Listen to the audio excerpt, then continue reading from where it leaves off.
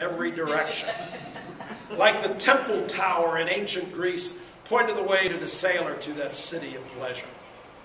Steel workers from the mills, tin plate workers, rivermen, cattle buyers, farmers, coal miners, horsemen, gamblers, brewmeisters, Irish saloon keepers, politicians big and small, boys edging out into the currents of life as one who wages timidly into the cool waters of a mountain stream. These and all others found Wheeling a Mecca to which they made pilgrimage.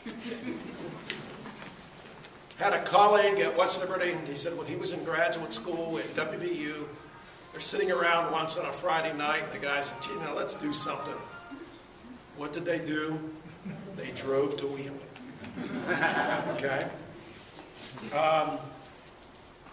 It's fun. Okay? Now, add to that, to the fact that, there's money to be made here, but the air is polluted. There's poverty. Some of the working class houses. A friend of mine who went on some of the trips with the Opals, Albert McGee, grew up on 17th Street, and he said he was born in 1913, that through his childhood, they never had flush toilets on 17th Street, never had running water. They had a well in the back, okay? Impure drinking water. There are gangs in this town called the Dirty Dozens, the Fighting Irish, and in 1910, the Wheeling Health Department reports violence, which is industrial accidents, murder, and suicide as the leading cause of death. 1910. You can't have, remember what Noah said, when you mix naked women and alcohol, you're likely to have problems.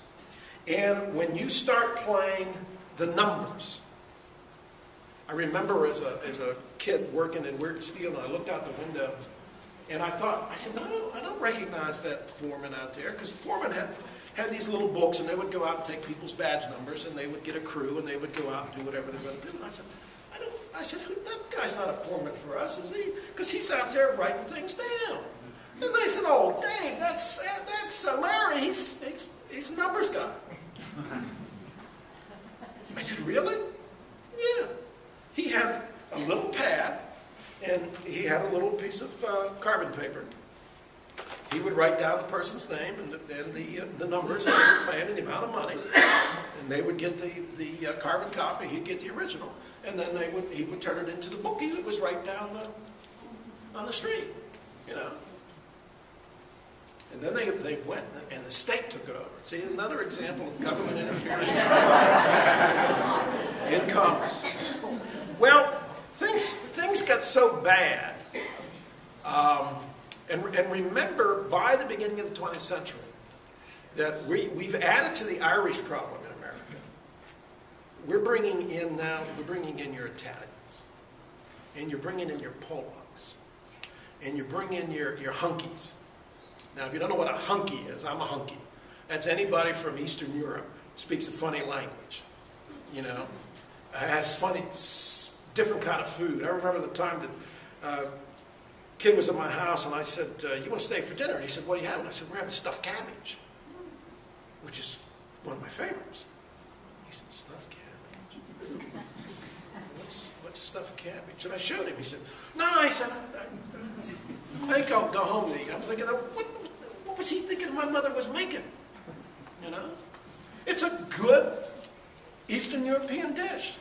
Fried cabbage and noodles. Halushka. But it's a little different. I had a class some years ago. We stopped over at an Italian restaurant in Bel Air, and the woman sitting next to me was from Bethany, lived in Bethany, said, I've never been in a place like this. And I said, what do you mean a place? She said, where they serve this kind of exotic food. This is spaghetti. And the other woman, she'd ordered ravioli, and she's And she's just playing, and I could tell she doesn't like it. And I said, could I try that? Because I'm not a big ravioli fan. I said, this is homemade ravioli. And I said, it tastes pretty good to me. She said, well, yeah, but it's not Chef Boyardee.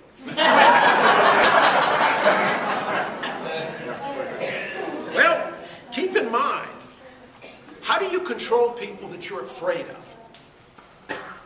See, most of us have never given thought to the fact that prohibition was an effort on the part of some people to control others.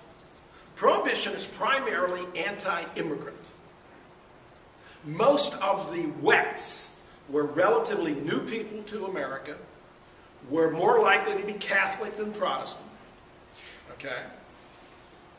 And the drive for prohibition started to get strong. And in 1912, West Virginia passed their own prohibition amendment.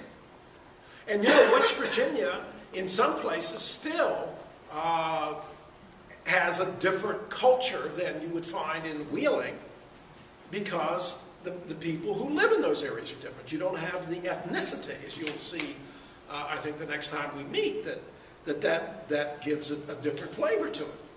But when that amendment passed 2-1, it didn't pass here. It was opposed 2-1. Because that's a part of your life.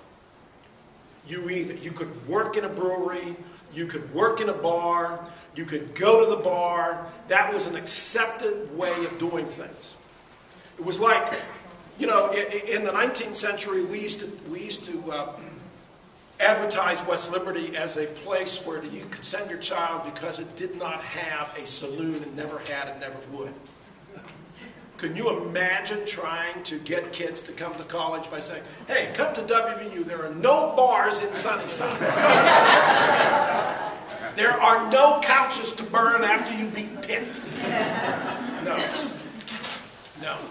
It's not likely to happen because that's accepted. You know, the fact is that most of the social evils that we have today, we had in the 1890s. Marijuana, they had it. Cocaine, they had it. Heroin, they had it. It was there. And a lot of these things were together. Some of the prostitutes were drug addicts. And one of the ways that it worked is that you used members of the community that were out of touch with the mainstream. For example, if a drug dealer wanted to have his eyes and somebody to spy, he used young black kids who lived just adjacent to the center market over in East Wheeling. And they would report, because, you know, just a little bunch of young boys running around, and they're kind of nondescript, but the police are coming. Okay? So that you have this festering. You also had a culture that, if not approved it, winked at it.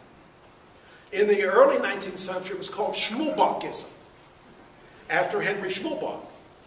Because Henry Schmulbach had a huge investment in this.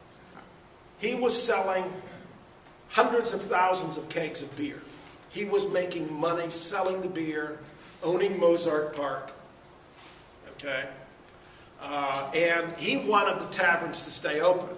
The taverns are going to stay open if they can provide things other than just beer or whiskey.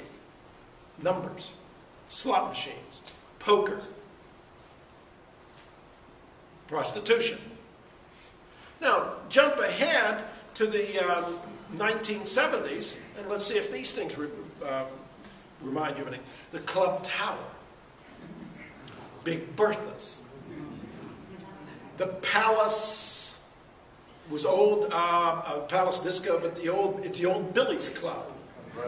Okay, the ETC Club. Somebody said, "Let's go to the ETC Club." What the hell's the Executive Travelers Club? Now I'm going to tell you a story because you know, my wife knows this. I'm 25 or 26 years old, and some of the guys are sitting around, and they realized that I had had a relatively sheltered life.